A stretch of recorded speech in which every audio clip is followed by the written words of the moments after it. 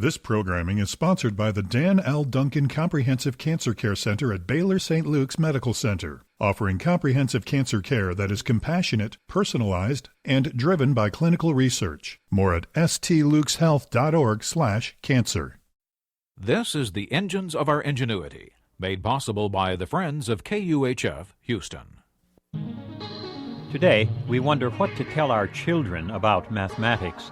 The University of Houston's College of Engineering presents this series about the machines that make our civilization run and the people whose ingenuity created them.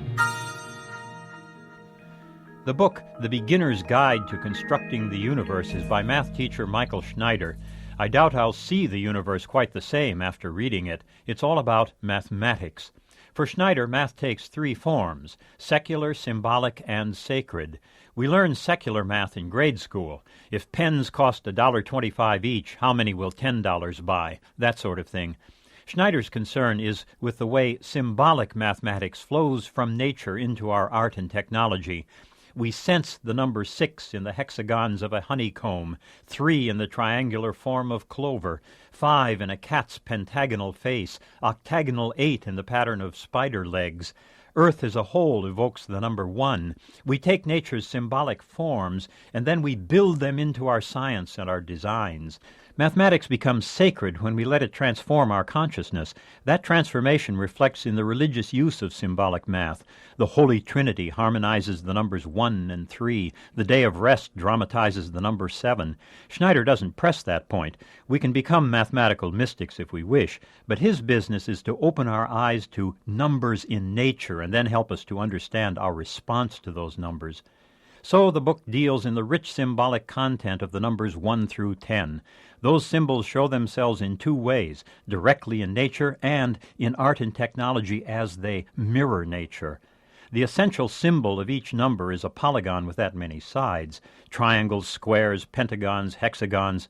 The polygon with two sides is only a line. The polygon with one side reduces to a point, the center of a circle. Schneider then shows how to build up every other polygon from intersections of circles, so each number is in fundamental harmony with every other number. Take the number 5. On one level, nature shows us 5s in starfish, human fingers, the face of a sand dollar, and the cross-section of an apple core. We then carry those geometric themes over into the art and science of our own making. The natural spiral is constructed from a pentagram, and we find those spirals in whirlpools, fingerprints, and the vortex eye of Jupiter, in galaxies, red cabbage, and the chambered nautilus. That same spiral is also shot through our art and technology. You can use a pentagram, for example, to generate the golden section, that essential proportion of classical architecture. After Schneider has done that with each number from 1 to 10, I find myself back at his starting point, which is education.